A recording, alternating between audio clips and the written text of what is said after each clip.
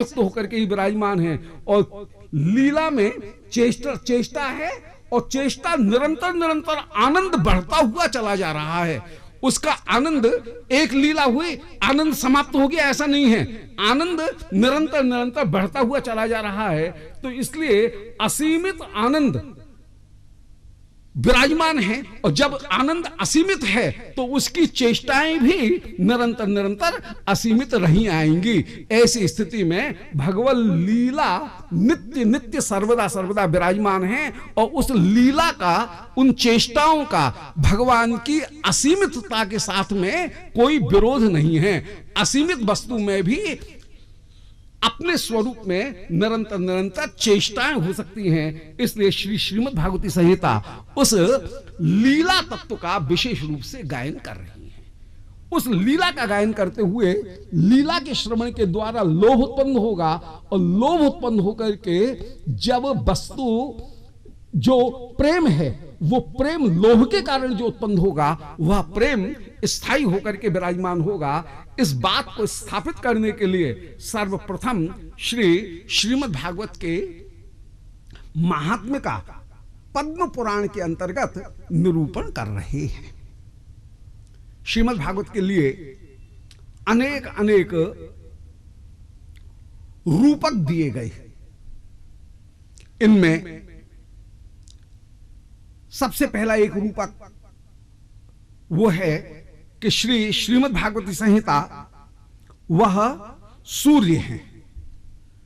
कृष्णे स्वधामोपगते धर्म ज्ञानादिभिः सह कलौ नष्ट दिशाम एषः पुराणार्को धुनो देता। कि जब कलयुग रूपी रात्रि आई तो कलयुग रूपी रात्रि आने पर अधर्म रूपी चोर ने शास्त्र रूपी धनिक के जो सद्धर्म रूपी वाह्य धन था, उस वाह्य धन का हरण कर लिया।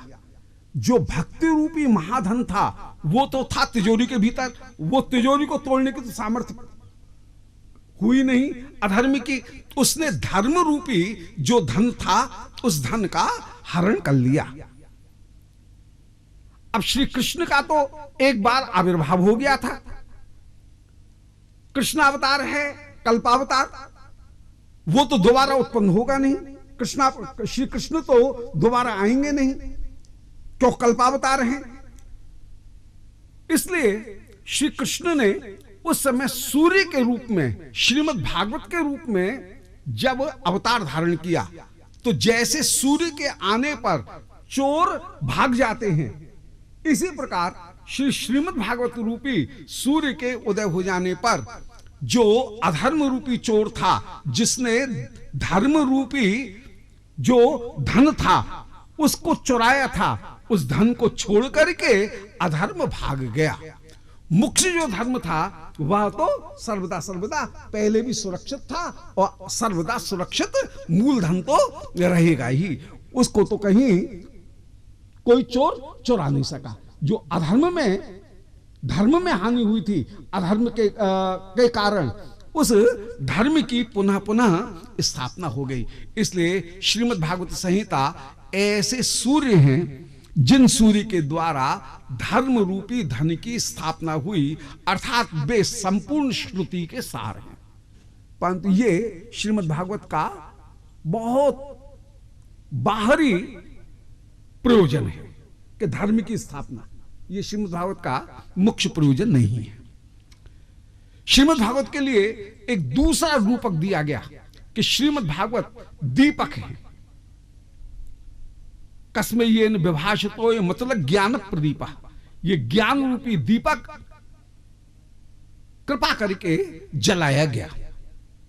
दीपक भय की निवृत्ति करता है, अंधकार की निवृत्ति करता है और तत्व का प्रकाशन करता है। ऐसी श्रीमद् भागवती संहिता तत्व को प्रकाशन करने वाली, ज्ञान को प्रकाशन करने वाली हैं, संसार भय की निवृत्ति करने वाली हैं।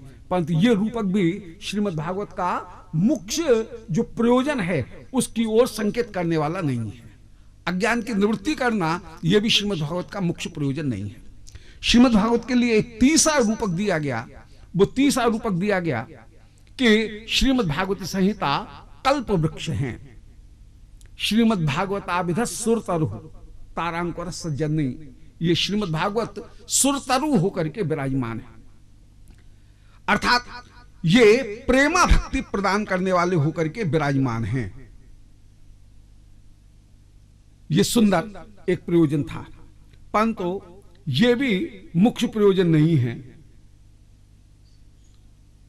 उससे भी बढ़कर के फिर एक रूपक दिया गया कि श्रीमद् भागवत निगम कल्प तरोर गलितम फलम। ये श्रीमद् भागवत वृक्ष जो वेद रूपी वृक्ष हैं, उन वेद रूपी वृक्ष के पके हुए फल होकर के विराजमान है। अर्थात श्री मधुर जो प्रीति गोपी प्रेम, उस गोपी प्रेम की स्थापना करने वाले श्रीमद् भागवती संहिता है। परंतु गोपी प्रेम में भी सर्वोत्तम प्रीति कौन की है? बोले सर्वोत्तम प्रीति है वो है श्री राधिका अनुगत्य। गोपी प्रेम की भी अपेक्षा मंजरी भावमयी जो भक्ति है वही है सर्वोत्तम। उस मंजरी भावमयी सर्वोत्तम भक्ति को प्रदान करने के लिए एक अलग से रूपक दिया गया, और वो रूपक है कि ये श्रीमद् भागवती संहिता आप अमृत रूप होकर के विराजमान है।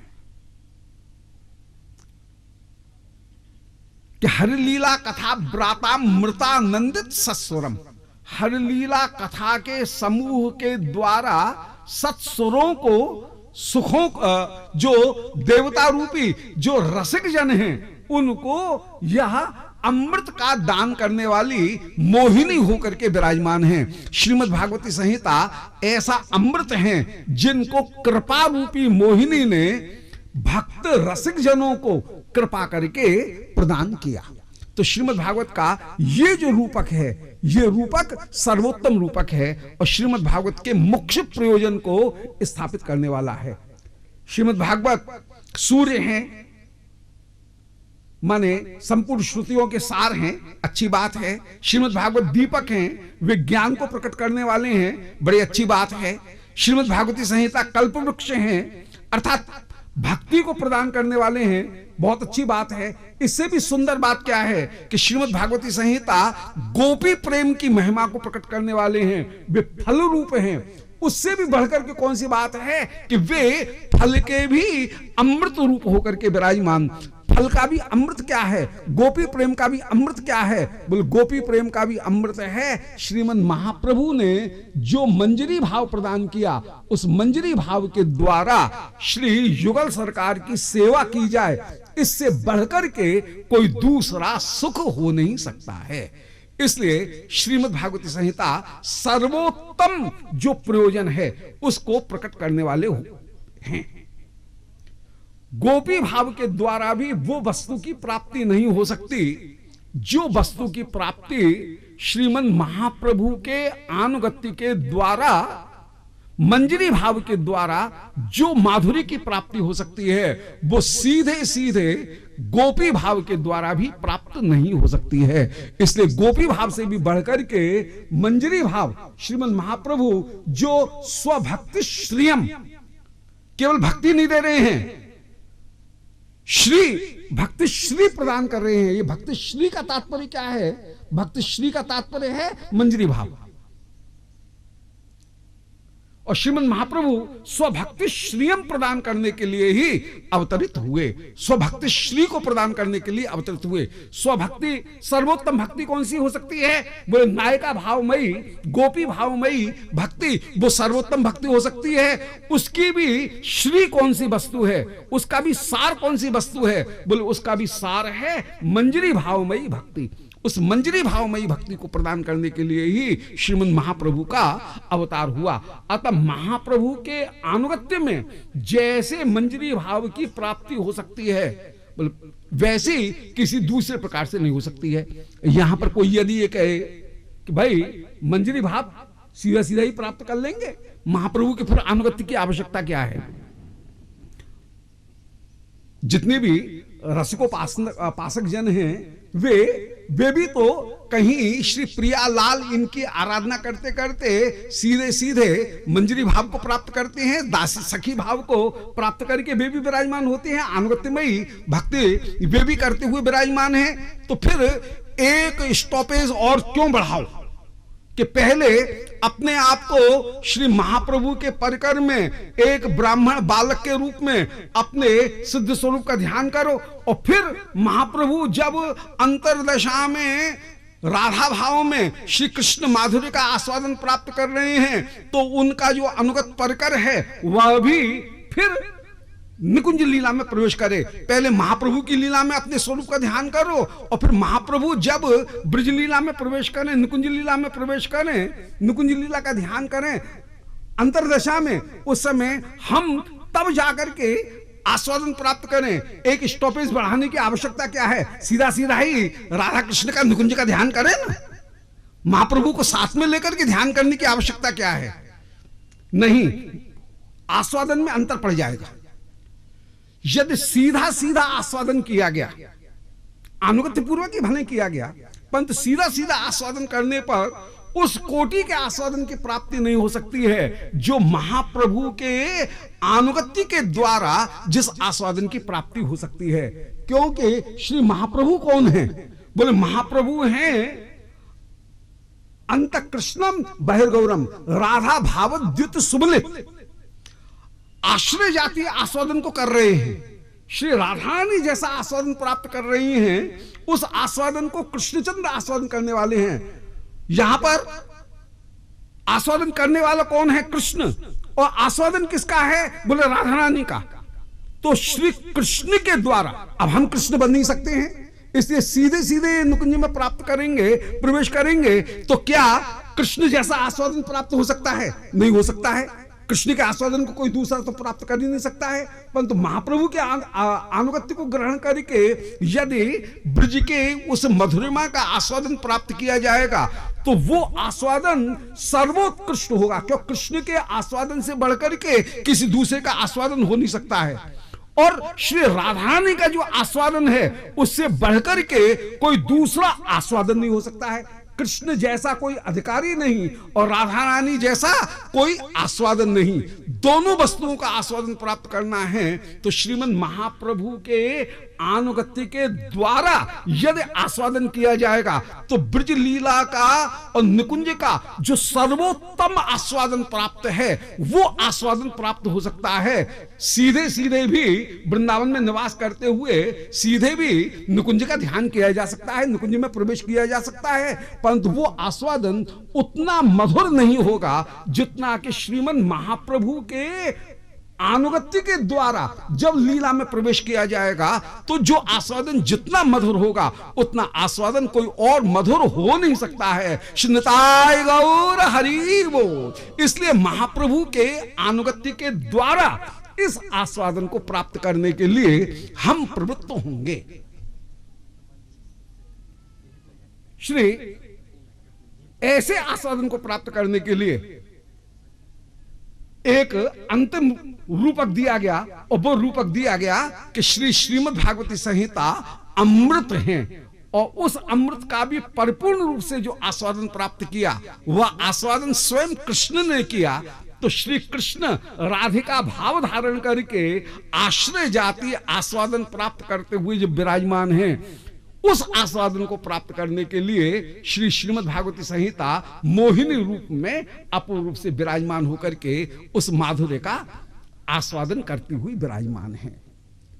ये सर्वोत्तम आस्वादन प्राप्त हो सकता है। तो यहां पर ये प्रतिपादन करने का एक जरा सा संकेत मात्र किया कि सर्वोत्तम उपास्य, सर्वोत्तम प्रयोजन पदार्थ और सर्वोत्तम साधन, इन तीनों को प्राप्त करने के लिए श्रीमद् भागवत से बढ़कर के अन्य कोई दूसरी वस्तु हो नहीं सकती है। इसी बात को स्थापित करने के लिए अब महात्म्य जो हैं उन महात्म्य का पद्म पुराण के अंतर्गत निरूपण कर रहे हैं कि श्रीमद् भागवत का अधिकारी कौन है। बोले अधिकारी है वो व्यक्ति जिसके हृदय में श्रद्धा विराजमान है। चाहे वो कोई दुष्कर्म में प्रेत योनि में पड़ा हुआ धुंधकारी हो, यदि वो श्रद्धावान है, श्रीमद् भागवत का वो अधिकारी है। चाहे श्री सनकादिकों जैसा ज्ञानी गुरु होकर के विराजमान हो, यदि उसके हृदय में भी श्रद्धा है तो वो भी श्रीमद् भागवत का अधिकारी है। और यदि कोई नारद जी जैसा विधि भक्ति का परम अधिष्ठाता हो, उपदेशक हो, मूल आचार्य हो, उसके हृदय में भी श्रद्धा है तो वो भी श्रीमद् भागवत का अधिकारी होकर के विराजमान है।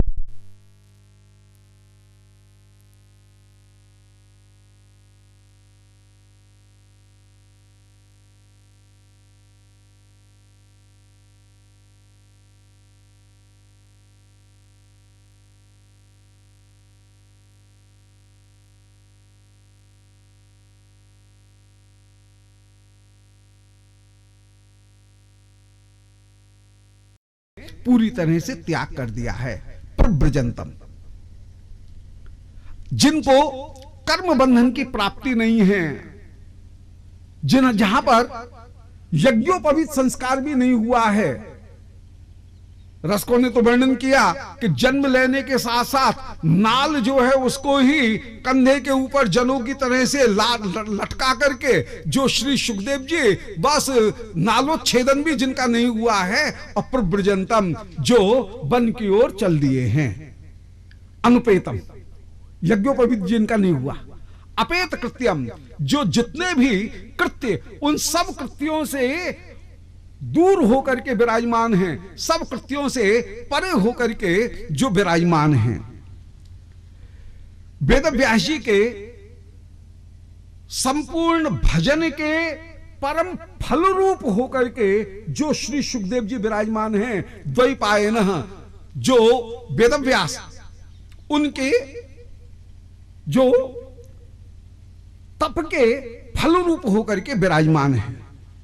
बिरह कातर आजुहाव, वे श्री वेद व्यास जी पुत्र पुत्र कहते हुए बिरह कातर होकर के श्री सुखदेव जी के पीछे पीछे जब चले, जिनकी बोली चारों ओर वृक्षों के बीच में गूंज रही है। श्री सुखदेव जी को मर्यादा की रक्षा भी करनी है। श्री सुखदेव जी ने वो जो गूंज हुई, उस गूंज के साथ में ही अपने स्वर को मिलाकर के पिता को ज्ञानोपदेश प्रदान किया।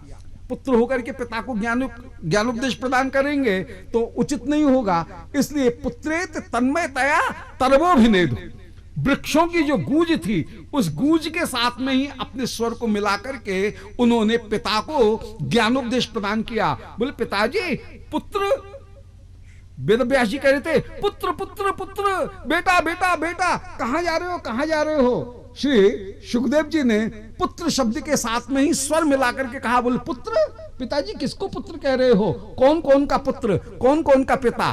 तो जिन्होंने गूंज में अपने स्वर को मिलाकर के पिता को भी ज्ञानोपदेश प्रदान किया, उन अखिल मुनिंद्रों के चूड़ामणि श्री सुखदेव जी के श्री चरणारविंद में हम वंदना कर रहे हैं, जिन गुरु की कृपा के द्वारा ही जो वास्तविक वस्तु है उसकी प्राप्ति हो सकती है। बिना गुरु की कृपा के वस्तु की प्राप्ति हो ही नहीं सकती है। घर में ही गुड़ घोरी है, मुख नेक मिठाई ना है, और पासंग चढ़े न लाटकी, चेटा माखी खाए।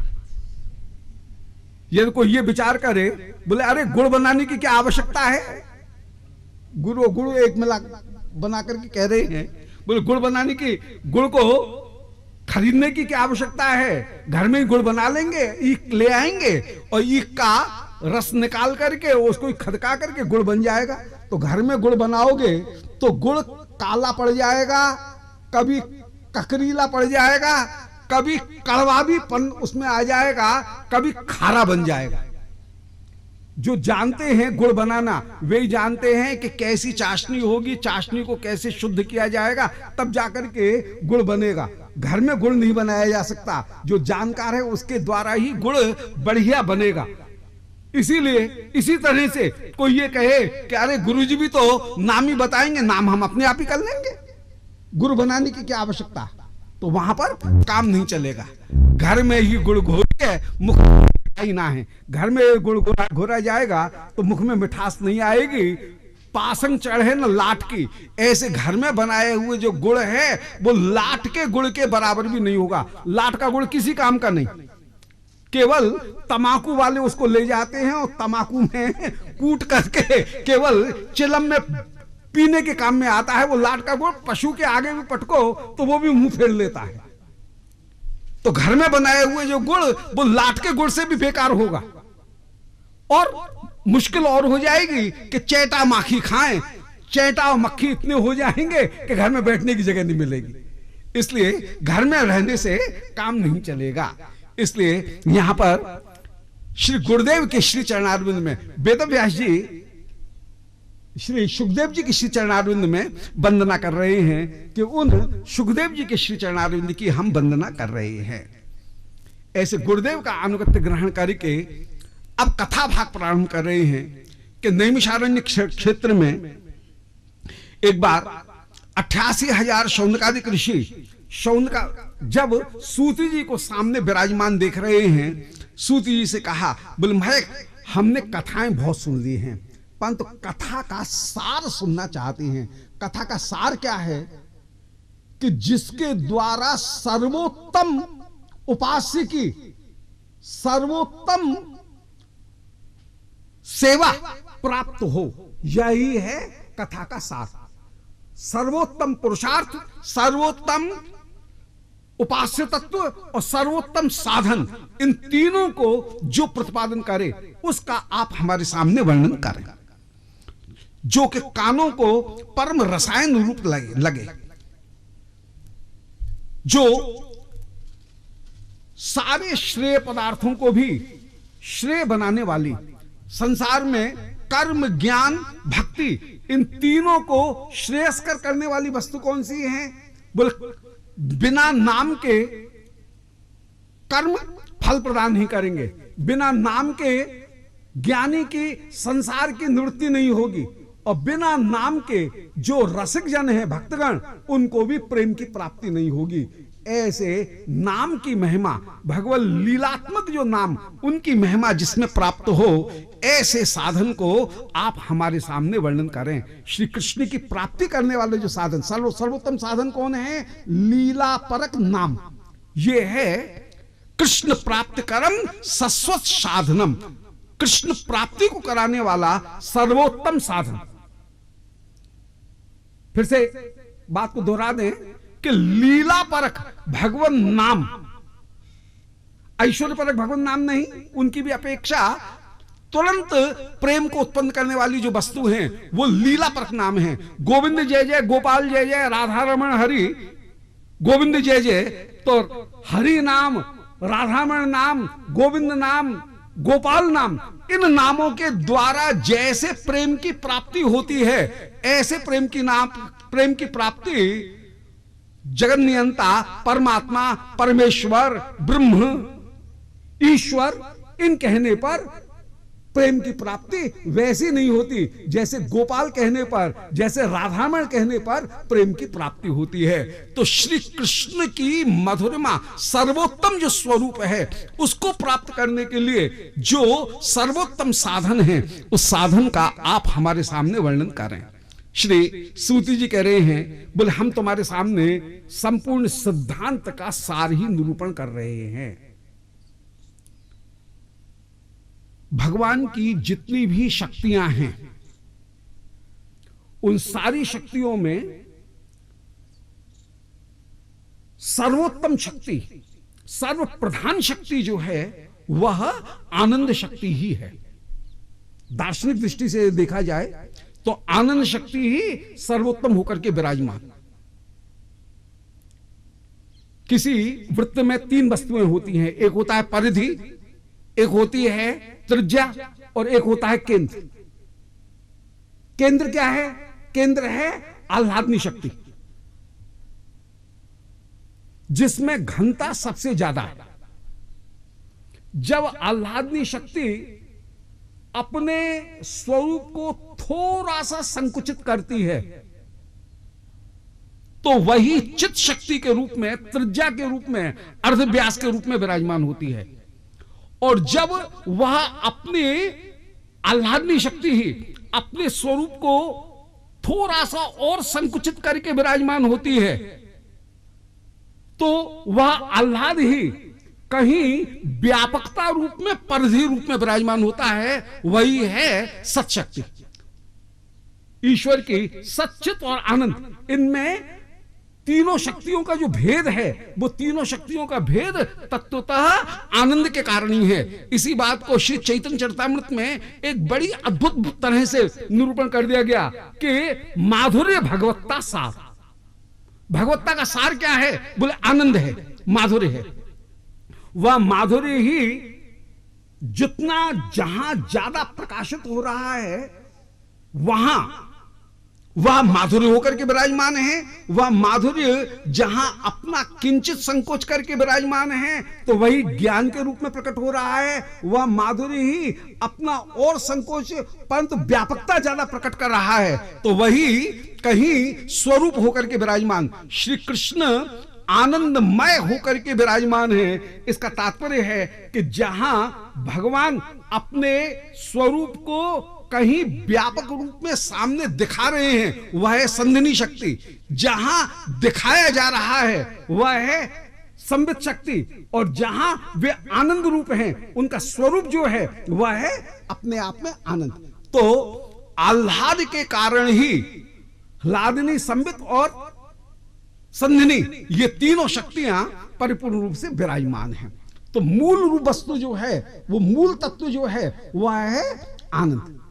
इसलिए संपूर्ण सिद्धांतों का सार हम तुम्हारे सामने वर्णन कर रहे हैं कि आह्लाद को प्राप्त किया जाए, आनंद को प्राप्त किया जाए। भगवान स्वयं आनंद रूप हैं और वह आनंद ही जब जीव के हृदय में कृपा के कारण कहीं छींटा आएगा, श्री गुरुदेव की कृपा से और श्री किशोरी जी की कृपा से, वो आनंद का छींटा ही जब साधक के हृदय में आएगा, तो साधक में आएगा, तब वह साधक श्री भगवान माधुर्य का परिपूर्ण रूप से आस्वादन प्राप्त कर सकेगा। इसलिए सर्व सिद्धांत सारम, संपूर्ण सिद्धांत का सार ज्ञान नहीं है। संपूर्ण सिद्धांत का सार दृश्यमान जगत जो है वह सत्पदार्थ नहीं है। संपूर्ण सिद्धांत का सार है आनंद। तो सच्चित आनंद में भी जो आनंद है, वह ही सब वस्तुओं का परम परम सार होकर के विराजमान है। उस आनंद की प्राप्ति कैसे हो? अर्थात श्री किशोरी जी की कृपा से भक्ति स्थायी भाव हमको प्राप्त हो, और उस स्थायी भाव के द्वारा श्री प्रिया जैसे श्याम सुंदर के माधुर्य का आस्वादन प्राप्त करती हुई विराजमान है, उनके अनुगत्य के द्वारा, किशोरी जी के अनुगत्य के द्वारा, वह किशोरी जी का जो आनंद है, वह आनंद उनके परिकर के द्वारा जो आस्वादनीय है, वह आस्वादनीय परकर का आनंद हमको प्राप्त हो। यह जीवन का परम परम लक्ष्य है। उस सर्वोत्तम आनंद अनुभूति को प्राप्त करने के लिए, रसानुभूति को प्राप्त करने के लिए हम तुम्हारे सामने श्रीमद् भागवत की संहिता का निरूपण करेंगे। जन्म जन्मांतर के जब पुण्य उत्पन्न होते हैं, तब जाकर के किसी भागवत की प्राप्ति होती है। भागवत शब्द के दो अर्थ हैं, एक भागवत बड़ भागवत शास्त्र, और भागवत जे भक्त रस पात्र।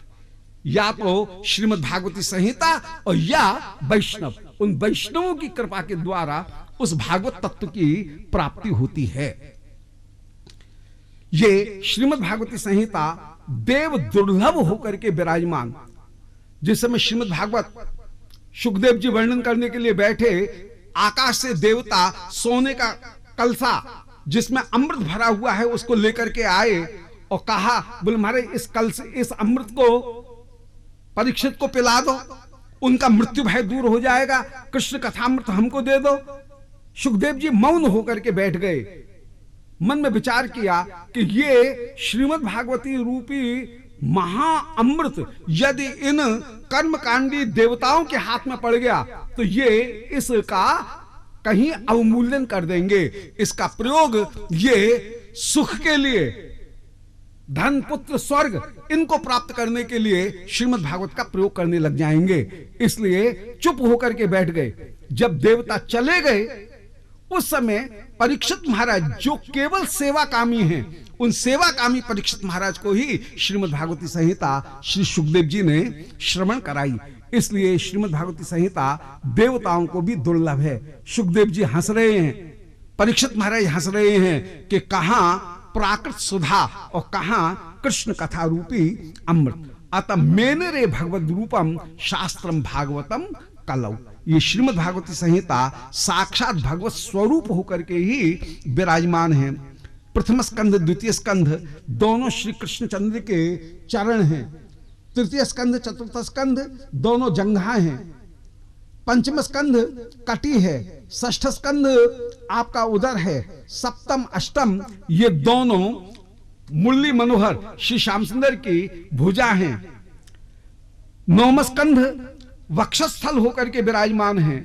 दशम स्कंध मुख है, मंदहास्य।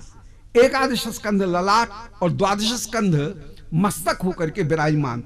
इस प्रकार श्री श्रीमद् भागवती संहिता साक्षात भगवत स्वरूप होकर के ही विराजमान है। कृष्ण नाम, कृष्ण गुण, कृष्ण लीला वृंद, कृष्णेर स्वरूप सम सब चिदानंद। श्री कृष्ण के